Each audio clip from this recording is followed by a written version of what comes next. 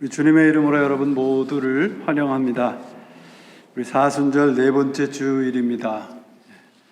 다 함께 사도신경 하심으로 예배를 시작하겠습니다.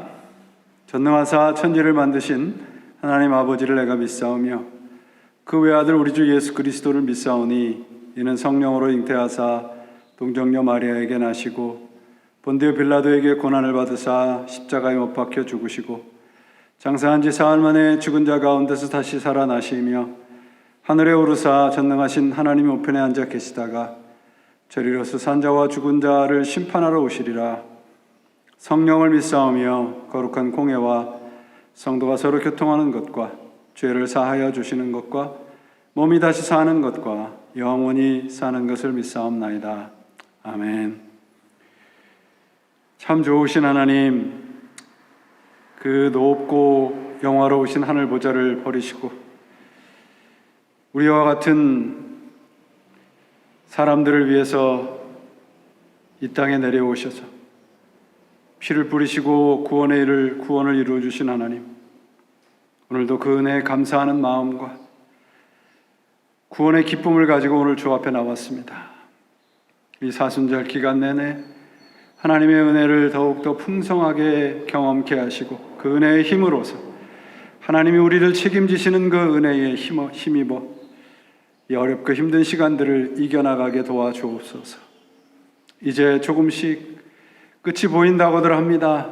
하나님, 저희들이 더 믿음 가운데 굳건히 서서 우리 앞에 펼쳐지는 상황이 어떨지라도 믿음으로 아멘하며 나아가 주님의 놀라우신 그 은혜의 흔적을 남기는 귀한 시간이 되도록 역사하여 주옵소서.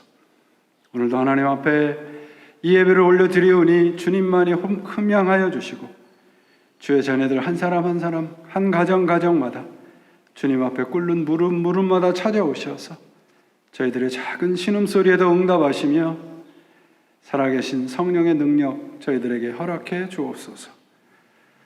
주님께 홀로 영광을 드리옵고 우리 구주 예수 그리스도의 이름으로 간절히 기도합니다. 아멘. 우리 오늘 허락하신 하나님의 말씀은 창세기에서 보겠습니다. 창세기입니다. 3장. 창세기 3장 1절에서 13절까지 말씀을 봉독해 드리겠습니다. 창세기 3장 1절로 13절. 그런데 뱀은 여호와 하나님이 지으신 들짐 중에 가장 간교하니라. 뱀이 여자에게 물어 이르되 하나님이 참으로 너희에게 동산 모든 나무의 열매를 먹지 말라 하시더냐. 여자가 뱀에게 말하되 동산 나무의 열매를 우리가 먹을 수 있으나 동산 중앙에 있는 나무 열매는 하나님의 말씀에 너희는 먹지도 말고 만지지도 말라 너희가 죽을까 하노라 하셨느니라. 뱀이 여자에게 이르되 너희가 결코 죽지 아니하니라. 너희가 그것을 먹는 날에는 너희 눈이 밝아져 하나님과 같이 되어 선악을 알 줄 하나님이 아심이니라. 여자가 그 나무를 본즉 먹음직도 하고 보암직도 하고 지혜롭게 할 만큼 탐스럽기도 한 나무인지라. 여자가 그 열매를 따먹고 자기와 함께한 남편에게도 주매 그도 먹은지라. 이에 그들의 눈이 밝아져 자기들이 벗은 줄을 알고 무화과 나무 잎을 엮어 치마로 삼았더라. 그들이 그날 바람이 불 때 동산에 거니시는 여호와 하나님의 소리를 듣고 아담과 그의 아내가 여호와 하나님의 낯을 피하여 동산나무 사이에 숨은지라. 여호와 하나님의 아담을 부르시며 그에게 이르시되 내가 어디에 있느냐. 이르되 내가 동산에서 하나님의 소리를 듣고 내가 벗었으므로 두려워하여 숨었나이다. 이르시되 누가 너희의 벗었음을 내게 알렸느냐. 내가 내게 먹지 말라 명한 그 나무 열매를 내가 먹었느냐. 아담이 이르되 하나님이 주셔서 나와 함께 있게 하신 여자 그가 그 나무 열매를 내게 주므로 내가 먹었나이다. 여호와 하나님이 여자에게 이르시되 내가 어찌하여 이렇게 하였느냐? 여자가 이르되 뱀이 나를 꿰므로 내가 먹었나이다. 하나님의 말씀입니다. 로마서를 우리가 강해를 하고 있는데 로마서에 있는 말씀을 조금 더 명확하게 알기 위해서는 이 창세기의 내용을 좀 우리가 그 배경으로 이해를 가지고 있어야 합니다. 그래서 오늘은 이 죄의 그 시작에 대한 말씀을 하면서 우리가 받은 구원이 어떤 것인가, 그리고 우리가 지은 죄가 어떤 것인가를 조금 살펴보려고 합니다. 이 성경이 전체가 66권인데 성경에서 흠도 없고 가장 아름다운 곳을 꼽으라 그러면 창세기 1장, 2장과 요한계시록 21장과 22장이 될 것입니다. 1장과 2장은 인간이 타락하기 전에 하나님이 창조한 그 아름다운 그런 모습이 기록이 되어 있고요. 계시록 21장과 22장은 이제 우리 범죄한 우리 모두를 구원하시는 어린 양의 그 주님의 피로 구원받은 그 백성들의 모습을 기록을 하고 있기 때문입니다. 이 네 개의 그 장을 제외한 성서의 모든 기록은 하나님을 향하는 우리 인간들의 그 끊임없는 배신과 타락, 그 반면에 그런 인간들을 안타깝게 찾아오시는 하나님에 대한 기록입니다. 인간은 끊임없이 하나님으로부터 도망치려고 했고, 하나님은 당신의 그 집념과 열심을 우리 사람들에 대한 그 하나님의 사랑을 포기하지 않으셨습니다. 그게 성경의 기록입니다. 인간의 끊임없는 그 배신, 그리고 하나님의 동일한 은혜, 이 엇갈림의 역사의 그 시작에 인간의 타락이 있습니다. 우리가 타락한 이유와 죄의 본질을 선포하고 있는 것이 이제 오늘 창세기 3장의 본문의 내용입니다. 죄가 어떻게 시작됐고 그 결과가 얼마나 끔찍하며 우리가 지금 받고 누리고 있는 구원의 은혜가 얼마나 큰가를 알게 해주는 내용입니다. 먼저 우리가 알아야 될 것은 뭐냐 하면 아담과 하와가 범죄한 곳이 어디냐라는 거예요.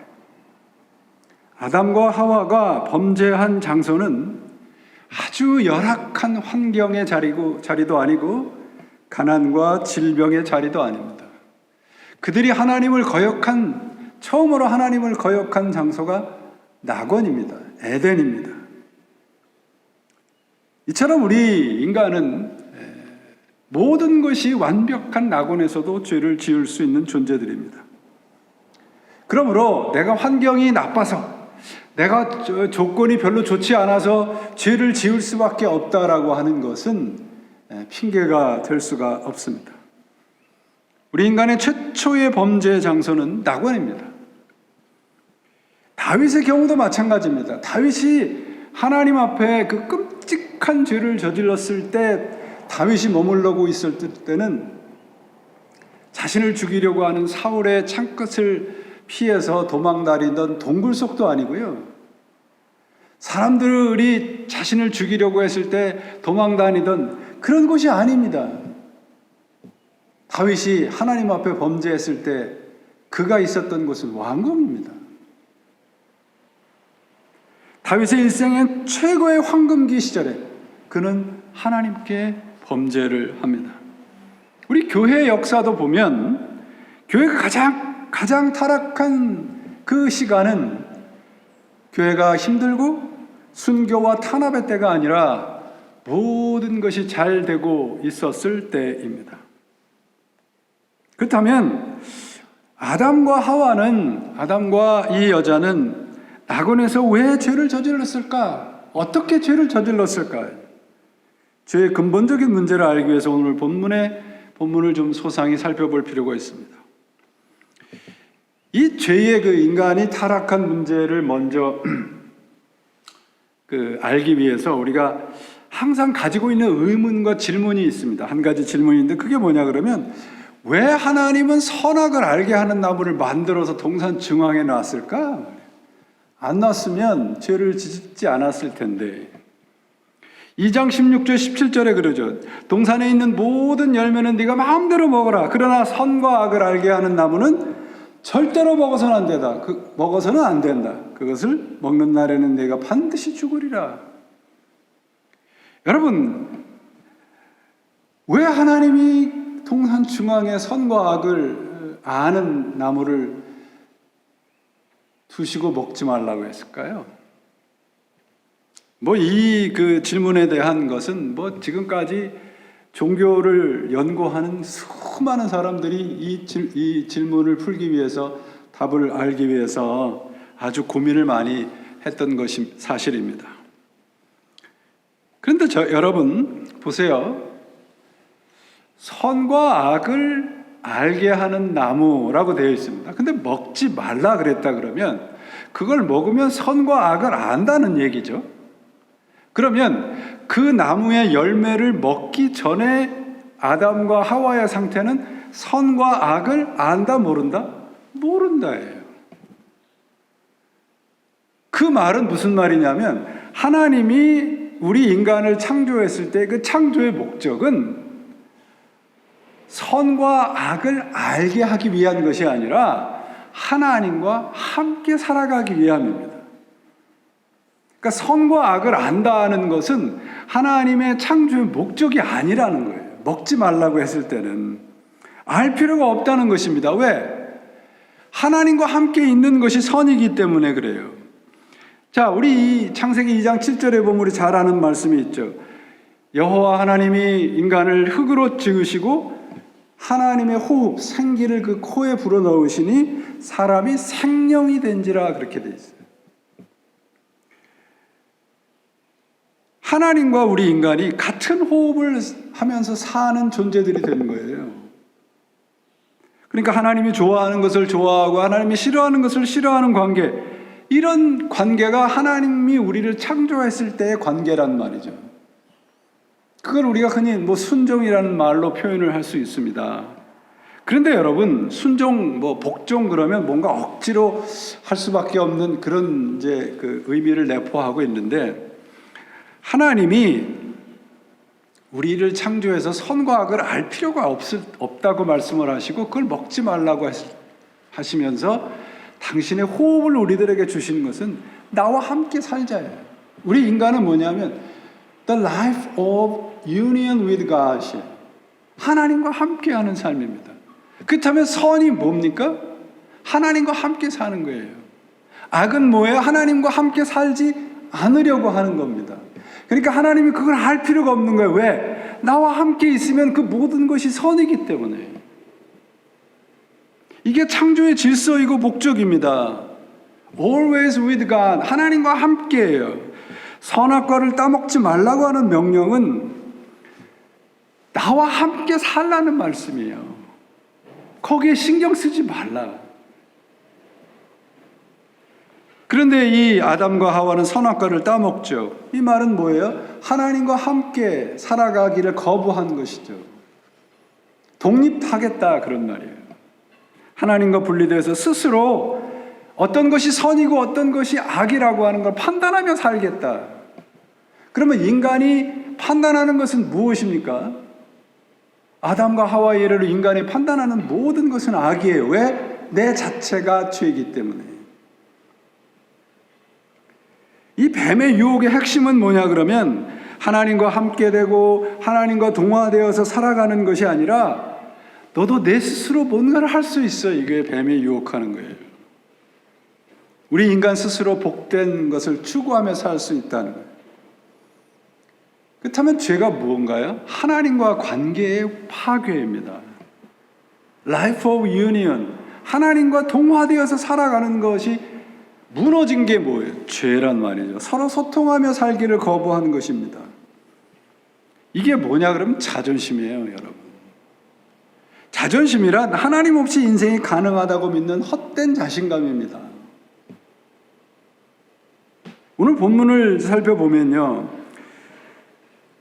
아담과 하와가 살고 있는 에덴에 이제 뱀이 등장을 합니다. 처음으로 뱀이 등장을 하는데, 뱀을 지금 뭐라고 표현을 하고 있냐 하면 간교하다, 그렇게 표현하고 있습니다. 우리말 성경으로는 간교하다고 번역을 했는데, 예수님께서도 너희가 뱀처럼 지혜로워라는 말씀을 하신 것처럼 여기 간교하다는 단어의 그 진짜 본래의 뜻은 지혜롭다, 명철이 많다 그런 뜻입니다.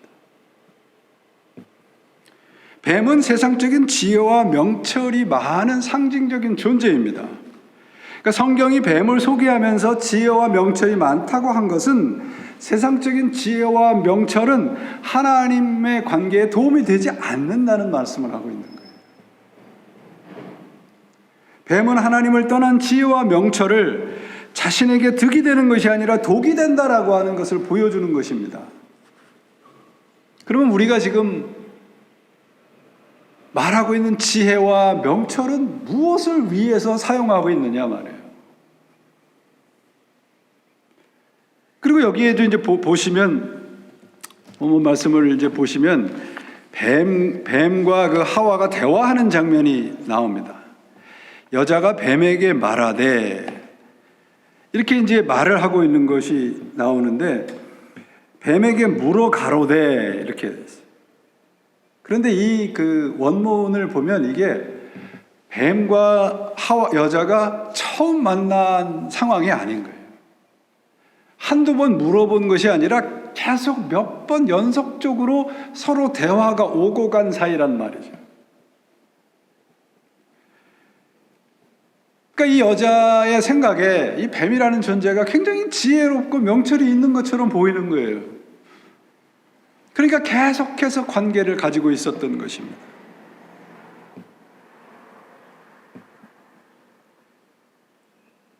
이런 계속적인 관계를 통해서 이제 죄가 잉태되는 것인데, 이게 뱀이 지금 어떻게 여자를 유혹을 하는가 보세요. 첫 번째로, 여러분, 우리가 그 아담을 이제 항상 우리가 불평을 하잖아요. 왜 괜히 하나님 앞에 죄를 저질러서 우리 모두가 원죄인이 됐나.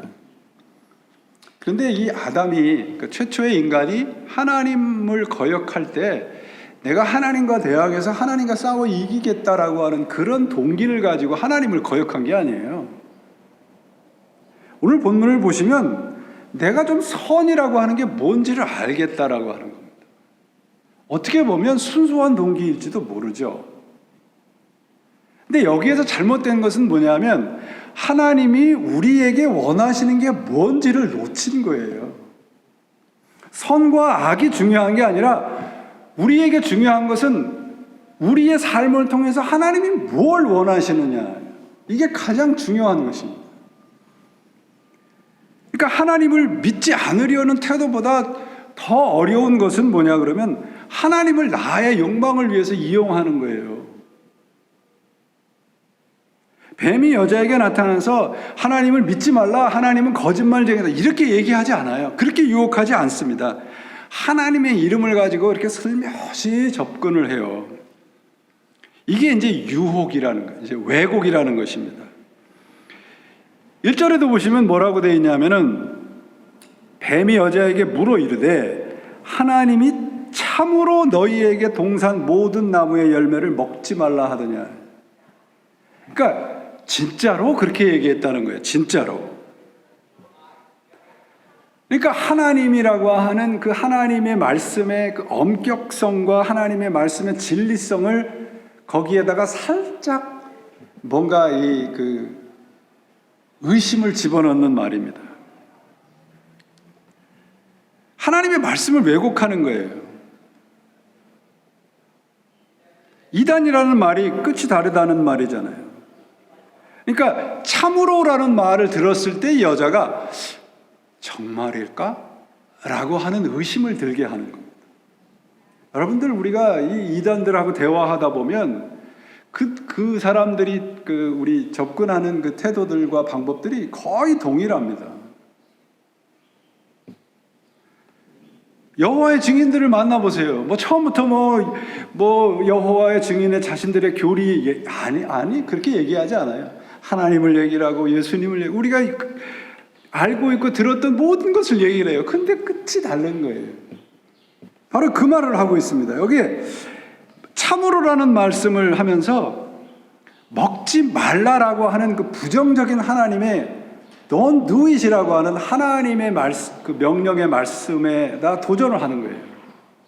그러니까 보세요. 하나님이 동산 중앙의 나무를 다 먹어도 요거는 먹지 말라 그랬는데 뱀이 지금 포커스를 맞추는 게 어디입니까? 먹지 말라. 먹지 말라. 그러니까 마음속에서 정말 그럴까라고 하는 생각이 드는 겁니다.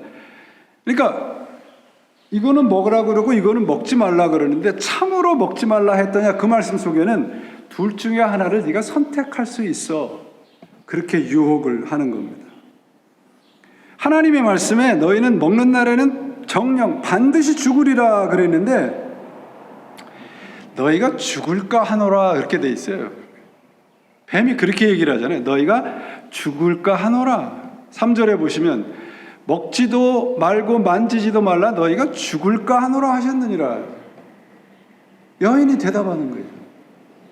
참으로 먹지 말라 하더냐라고 했을 때 하나님에 대한 지금까지 가지고 있었던 하나님에 대한 그런 마음이 달라진 겁니다. 뱀이 그렇게 하나님의 말씀을 왜곡하니까 여자도 똑같이 왜곡을 해요. 3절에 보시면 하나님이 그 열매를 만지지도 말라고 하신 적은 없단 말이에요. 근데 여인은 먹지도 말고 만지지도 말라. 그러니까 하나님에 대해서 부정적인 생각이 들기 시작을 하는 겁니다. 반드시 죽으리라 그 말씀에 대해서 죽는다고 하기는 했어 이 말이에요. 어떤 의심을 품고 있는 겁니다. 그러니까 그 뱀의 유혹의 그 말씀에는 참으로 그걸 먹지 말라 하더냐, 그 말씀 물음 속에는 뭐냐면 그거를 먹어보면 알지 않겠니? 이거예요. 이게 죄의 시작이에요, 여러분. 의심의 시작입니다. 하나님의 말씀을 인간의 의지와 상식 안으로 갖고 들어오는 거예요. 그래서 뱀을 지혜롭고 명철한 존재라고 얘기를 하고 있는 거예요. 죄의 시작은 말씀을 이렇게 왜곡하는 것으로부터 시작을 합니다. 왜곡이라는 말은 다른 것이 아니고요. 내가 좋아할 만큼 내 인간의 편리에 맞게 조리하는 거예요. 그렇다면 여러분 여기서 우리가 생각을 해야 될 것은 성경 말씀, 하나님의 말씀을 왜곡하는 사람들은요, 불교 신자도 아니고 이슬람 신자도 아니에요. 우리 그리스도인들이에요. 왜 그렇게 되는가 그러면 교회 안에서 들어와서 우리가 교회 안에서 내가 듣고 싶은 말, 내 가슴을 이렇게 뜨겁게 하고 설레는 말, 이런 말만 듣고 싶은 그러한 그 인간들의 기대에다가 교회가 맞춰버릴 때 그건 하나님의 말씀을 왜곡하는 거예요. 저는 그것이 이단들보다 훨씬 더 위험한 거라고 생각합니다.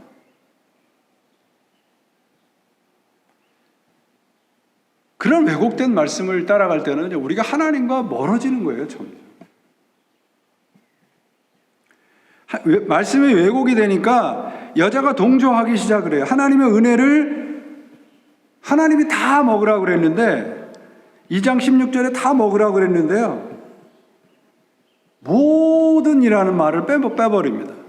동산 중앙에 있는 나무 열매는 말씀에 너희는 먹지도 말라 만지지도 말라 너희가 죽을까 하노라 그랬는데 2절에 보시면 동산나무의 열매는 우리가 먹을 수 있으나 다 먹으라고 하는 얘기를 빼먹은 거예요.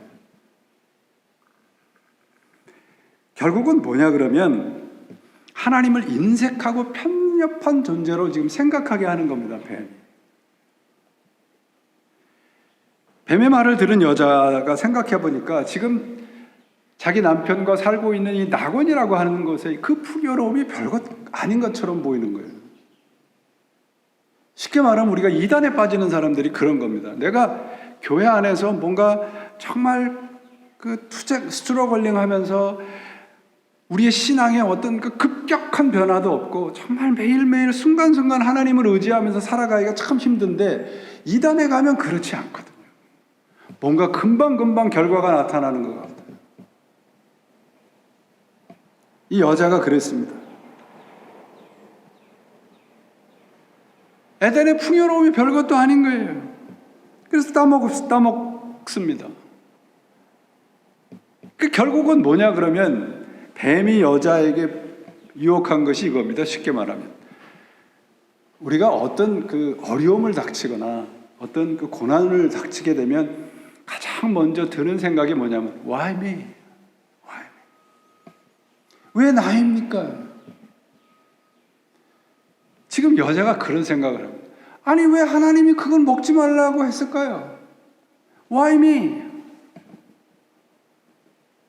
이렇게 말씀의 왜곡이라고 하는 것은 말씀의 주인공을 하나님에서 인간으로 바뀌어버려요.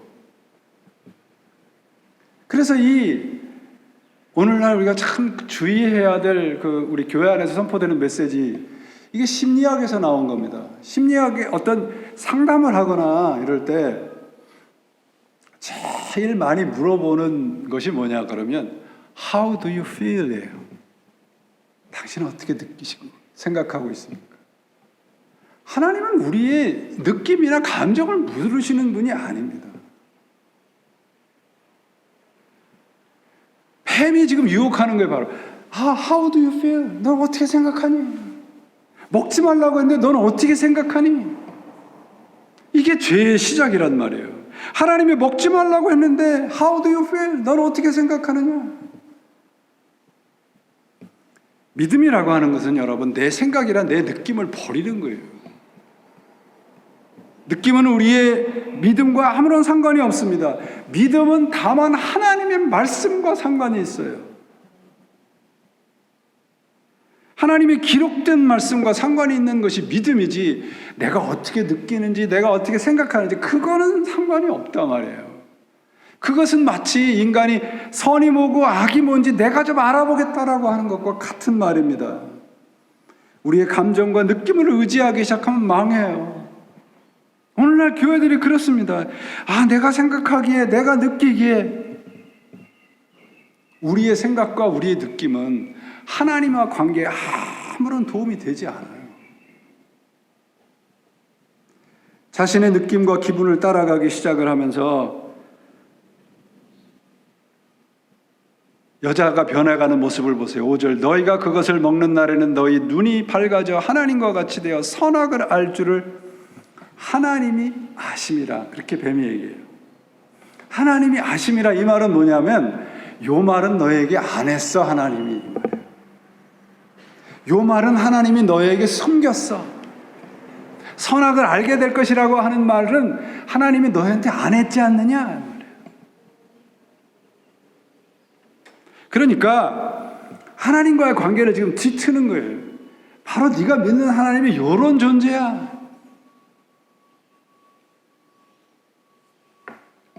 선악을 안다는 것, 내 느낌, 내 선택, 감정대로 살 수 있다고 뱀이 부추기고 있는 것입니다.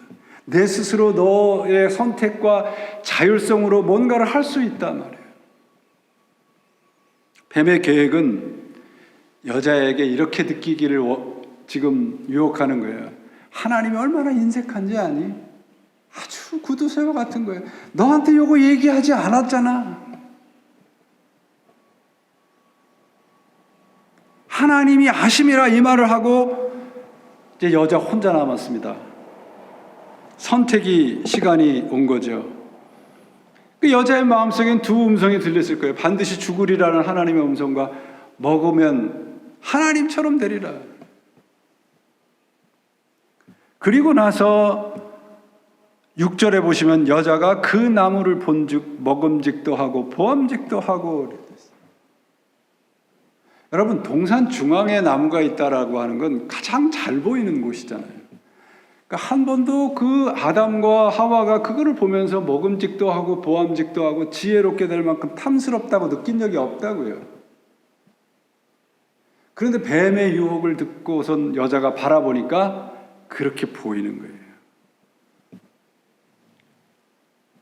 하나님이 하지 말라고 한 것을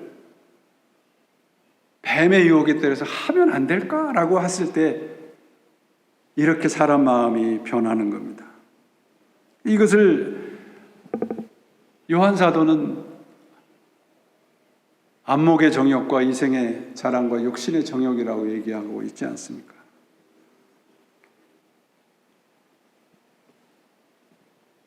그 결과가 뭐예요?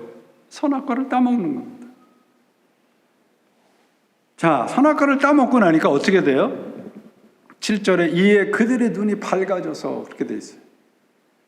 그들의 눈이 밝아졌다. 이 말은 세상을 바라보는 눈이 달라졌다는 거예요. 하나님이 아니더라도 세상 사는데 불편하다고 하는 걸 못 느낀다는 것이죠. 눈이 밝아진 후에 이 말은 하나님의 말씀을 거역한 후에 그들의 상태를 말하고 있습니다. 그들의 상태가 어땠습니까? 부끄러움이에요. 그래서 그들 스스로 무화과 나무 잎으로 옷을 만들어서 입죠. 그게 뭡니까? 하나님과의 관계가 끊어졌을 때 가장 먼저 우리 인간들에게 나타나는 것은 뭐냐면 내 자신을 위장하는 거예요. 변장하려고 하는 거예요. 왜? 사람들 눈에 잘 보여야 되니까. 그들이 부끄러움의 결과는 뭐냐? 그럼 하나님으로부터 도망가는 거예요. 두려움이에요. 하나님이 두렵다는 얘기는 뭐냐면 불안하다는 말이거든요. 그 말은 내가 아무리 무화과 나무 잎으로 부끄러움을 가려도 계속 부끄럽다 그 말이에요. 선악과를 따먹은 후에 세 번째 결과가 오늘 본문의 8절부터 10절입니다. 그들이 하나님으로부터 도망다녀요. 예전에는 하나님을 절절절 따라다녔습니다. 근데 지금 상황이 바뀌어서 하나님으로부터 인간이 도망다니고 하나님이 인간들을 쫓아다니기 시작을 해요. 찾아다니시는 하나님을 피해서 그들이 무화과 나무 잎으로 옷을 만듭니다. 자, 무화과 나무 그 옷이라고 하는 것은 치마라고 되어 있습니다. 이제 옷을 말하는 거죠. 인간이 최초로 만든 거잖아요. 무화과 나무 잎의 옷이. 자, 인간이 최초로 만든 그것이, 그 물건이 한 것이 뭡니까? 죄로 인한 수치심을 가리는 거예요. 그 최초의 물건이 사용된 용도가 죄를 가리는 것입니다. 두려움을 가리는 것입니다. 그러니까 우리 인간이 가진 것으로는 우리의 부족함과 죄를 가릴 수 없어요. 왜? 그 다음에 하나님이 어떻게 하십니까? 가죽옷을 지어 입히시잖아요. 결국 하나님으로부터 나온 것이 아니고서는 우리의 참모습을 찾을 수도 없어요. 그리고 내가 아무리 변장을 해도 늘 불안한 겁니다. 그게 죄의 본질이에요, 여러분. 우리들이 지금 가지고 있는 무화과 나무 잎과 같은 것들은 어떤 것일까요? 내가 아무리 물질로, 명예로, 권력으로 나를 아무리 가려도 내 안에 있는 영혼은 늘 불안한 거예요. 왜? 하나님 안에 없는 인생은 하나님의 호흡이 없기 때문에 그렇습니다. 자, 오늘 13절까지 읽었는데요. 그들이 하나님을 피해서 도망다니고 스스로 옷을 지어서 입고 그러는데 하나님이 그것으로 끝내지 않아요. 우리 이 아담과 하와 이야기를 보면 그들이 에덴 동산에서 쫓겨나고 뭐 하와가 잉태하고 아기를 낳는 고통을 하고 아담은 일을 해야 되는 그런 고통 속으로 지금 쫓겨났다. 심판의 이야기로 끝나는 것으로 이해하기 쉽습니다. 그런데 이 인간의 타락의 기록인 창세기 3장은 그렇게 끝나지 않아요. 아담이 그 아내의 이름이 이제 여기에서 비로소 등장을 하는데 하와라고 부릅니다. 하와. 그리고 하나님의 우리들에게 소망을 주시고 하나님이 용서하시고 새로운 길을 주셨다는 그 증거가 두 가지인데 하나가 그 여자의 이름이 하와로 바뀌는 것이고 또 다른 하나는 가죽옷입니다. 그들이 에덴에서 쫓겨나서 에덴 동쪽에서 살게 됐다는 것은 낙원에서 가장 먼 곳이라는 뜻이에요. 여자의 이름을 하와로 바뀌어요. 하와라고 하는 이름의 뜻이 생명입니다. 자, 지금 환경을 보세요. 모든 것이 다 이제 최악이잖아요. 낙원에서 살다가 낙원에서 쫓겨났죠. 일을 안 해도 다 될 상황인데 일을 해야 되죠. 여인은 잉태를 하고 해산의 고통을 맛보아야 되죠. 그런데 참 여기에서 이상한데 여기 보시면은요. 하나님이 아담에게 나타나 너 그 누가 줘서 먹었냐 그랬더니 당신이 나에게 주신 이 여자 때문에 먹었습니다. 그렇게 비겁했던 아담이 여기에서 보면 뭐라고 얘기를 하고 있느냐 하면요, 20절에 아담이 그의 아내의 이름을 하와라고 불렀으니 그는 모든 산자의 어머니가 됨이라. 자, 여러분, 하나님이 여자의 이름을 하와라고 부른 게 아니고 아담이 여자의 이름을 하와라고 불러요. 생명이다, 산자의 어머니다, 그렇게 부르고 있습니다. 그 이유를 성경이 명확하게 설명을 하지 않지만 19절에 보시면 내가 흙으로 돌아갈 때 얼굴에 땀을 흘려야 먹을 것을 먹으리니 내가 그것으로 취함을 입었느니라. 너는 흙이니 흙으로 돌아갈 것이니라 하시니라. 그 다음에 아담이 그의 아내의 이름을 하와라. 아담이 지금 깨달은 겁니다. 내가 흙에서 왔고 흙으로 돌아가는 유한한 존재이구나. 여러분, 여기에는 엄청난 은혜의 말씀이 있습니다. 창세기에도 보면 하나님의 이름을 잊어버렸다가 하나님의 이름을 부르기 시작했을 때가 에노스 때라고 되어 있어요. 에로스. 에노스라고 하는 말의 뜻이 죽을 수밖에 없는 존재라는 뜻이거든요.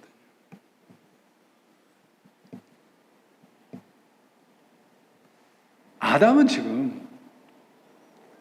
하나님을 다시 찾은 거예요. 이 여자, 나는 그냥 흙에서 와서 흙으로 돌아가는 존재지만 나에게 이 여인을 주신 분이 있었지. 그게 하나님이다. 그러면 그 하나님이 나를 지으신 분이라면 소망이 있지 않겠냐. 그거를 깨달은 겁니다. 그래서 이름이 바뀐 거예요.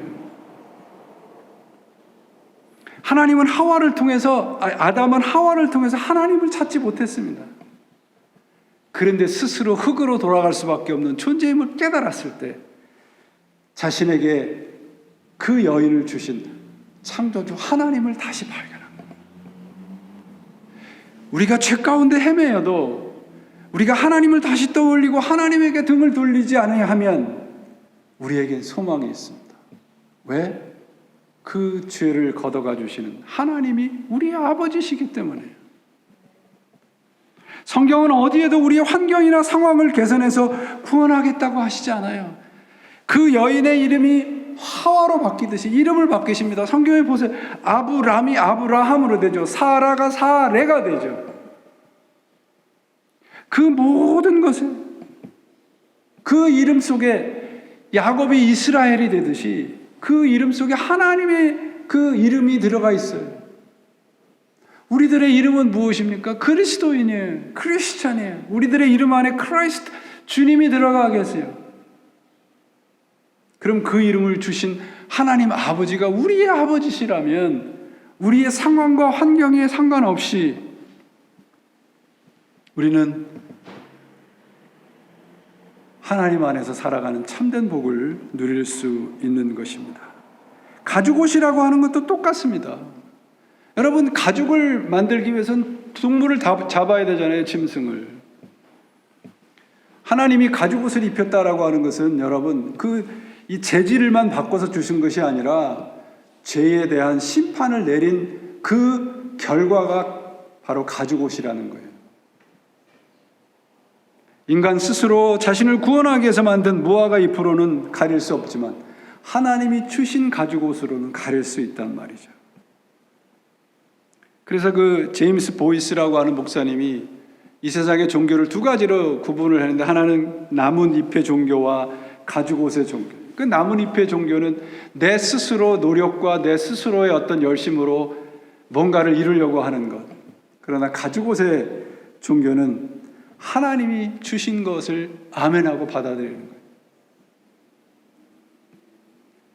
여러분, 하나님의 약속은 이처럼 환경이나 상황을 내가 원하는 대로 바꿔주시는 것이 아니라 관계가 바뀌는 거예요. 우리가 하나님과 우리와의 관계가 죄와 사망의 관계에서 의와 영원한 생명의 관계로 바꾸어 주시는 겁니다. 그게 바로 가죽옷으로 우리들에게 설명해 주시는 거예요. 죄를 짓고 사망에서 살아갈 수밖에 없는 우리들에게 하나님은 언제나 이처럼 하나님의 길을 열어주십니다. 사랑하는 여러분, 오늘 본문은 하나님을 떠난 희망 없는 인간들의 모습을 보여주고 있습니다. 우리들이 오늘의 본문을 통해서 깨달아야 될 것은 내 생각과 느낌과 내 감정을 하나님의 말씀에 비비지 마세요. 그건 필요 없는 것들입니다. 하나님은 우리로 하여금 무엇이 선이고 무엇이 악인가를 내 스스로 깨닫기 위해서 우리를 창조하지 않으셨습니다. 하나님은 우리를 창조하신 목적은 한 가지입니다. 내가 너와 함께 살겠다. 우리가 하나님과 함께 사는 한 우리는 선한 사람들입니다. 우리는 선한 일을 행하는 것입니다. 예수 그리스도를 통해서 우리들에게 주신 그 복이 무엇입니까? 하나님이 시작한 일은 하나님이 완성하시겠다.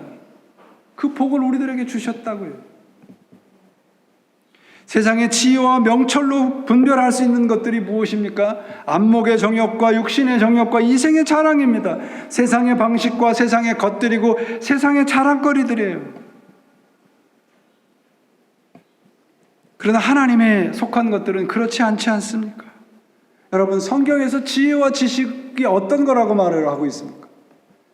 여호와를 경외하는 것이 지식이고 그 거룩한 분을 아는 것이 지식이라고 말하고 있어요. 지혜와 지식은 하나님을 아는 것이고 하나님을 믿는 것입니다. 하나님 안에서 함께 살아가는 것이, 우리가 붙잡아야 될 것은 바로 그러므로 하나님의 말씀이에요. 하늘의 가치고 하나님의 자랑, 하늘의 자랑입니다. 이것이 구원이에요. 저는 오늘 말씀을 준비하면서 창세기 3장에서 가장 은혜가 되는 말씀을 꼽으라면 9절 말씀을 꼽습니다. 여호와 하나님이 아담을 부르시며 그에게 이르시되 내가 어디에 있느냐. 하나님, 우리들 아직도 찾고 계세요. 우리들은 끊임없이 하나님으로부터 멀어지려고 하는데 하나님은 끊임없이 우리를 찾아오시며 내가 어디에 있느냐 부르고 계십니다. 이 말씀은 우리가 어디에 있는지를 몰라서 우리를 찾으시는 말씀이 아니라 우리를 초청하시는 말씀이에요. 나에게로, 나와 함께 있자. 여러분, 마키리모스라고 하는 헬라어 단어가 있습니다. 이 헬라의 단어의 뜻이 뭐냐면 복이에요, 복. 마키리모스라고 하는 이 복의 단어의 그 뜻은 뭐냐면, 그 복이라고 하는 것은 위에서 아래로 흐르는 것이라는 뜻이 담겨져 있습니다. 육신의 정욕과 안목의 정욕과 이생의 자랑, 이건 진정한 복이 아니에요. 왜냐하면 하나님으로부터 오는 것이 아니기 때문에 그렇습니다. 우리 지난 시간에도 살펴봤죠. 오늘 본문에서도 똑같은 말씀을 우리들에게 가르쳐 줍니다. 이 세상으로부터 오는 세 가지가 있습니다. 육신의 욕망과 안목의 욕망과 이 세상의 자랑거리예요. 이것은 어떻다고 얘기를 해요? 사도 요한이 그건 세상의 것이므로 유한하다. 하나님으로부터 오는 세 가지가 있습니다. 그것은 첫째가 하나님, 둘째가 하나님의 말씀, 셋째가 하나님의 말씀을 믿는 사람. 이것은 성경이 뭐라고 얘기를 합니까? 영원하다고 말씀하십니다. 마카리무스, 성경이 말하는 복은 영원한 것들 뿐입니다. 이 사순절을 지내오시면서 우리가 가지고 있었던 모든 세상의 것들을 하나 둘씩 하나님의 말씀에 비춰보십시다. 그래서 유한하고 아침안개와 같은 것들, 무화과 잎으로 만든 옷과 같은 것들이 있다면 그런 것들을 내려놓으시고 오늘도 하나님께서 우리들에게 위로부터 내리시는 참된 복을 누리시기를 바랍니다. 오늘 우리가 살고 있는 이 시간과 상황이 에덴과 같은 낙원이 아니어도 괜찮습니다. 땅이 가시와 엉겅퀴를 내고 땀을 흘려야 되고 내가 이 세상 짐을 모두 다 지고 있는 것처럼 힘든 상황이어도 상관없습니다. 왜? 하나님이 이렇게 약속해 주시기 때문입니다. 내가 너와 함께 있다. 내가 어디에 있느냐? 우리는 뱀이 아니라 하나님을 목적으로 살고 있다고 고백을 하고 있습니다. 하나님이 지금 이 순간도 우리들을 초청하시며 부르고 계십니다. 아무개야 어디에 있느냐? 어디에 있더라도 내가 너에게로 가겠다. 이것이 우리들에게 이 힘들고 어려운 상황을 살고 있는 우리들에게 약속하신 진정한 낙원의 약속인 줄 믿습니다. 우리의 상황이 어떠할지라도 현재와 같이 오늘날과 같이 어려운 상황 속에서도 저는 믿습니다. 하나님은 항상 그리고 영원히 우리 편이십니다. 이 말씀 속에서 힘을 얻으시고 부활의 그날까지 하나님의 말씀 속에서 승리하시는 여러분들이 되시기를 예수님의 이름으로 축원을 드립니다. 기도하겠습니다. 하나님 아버지 감사합니다. 우리들에게 주신 복이 그리고 하나님을 거역했던 우리들이 얼마나 교활하고 얼마나 치밀했던가를 오늘도 살펴보며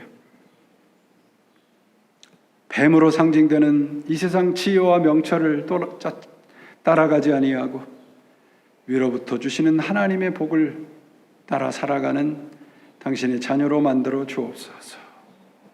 이제는 우리 주 예수 그리스도의 은혜와 하나님 아버지의 사랑과 오늘도 우리와 함께 하셔서 영원히 너는 내 것이라고 약속해 주시는 성령의 감동하심과 교통하심이 하나님이 내 편이시라고 하는 것을 믿고 세상 속에 세상에서 살아가기를 원하는 당신의 자녀들 위해 지금으로부터 영원히 함께 하시기를 간절히 축원하옵나이다. 아멘.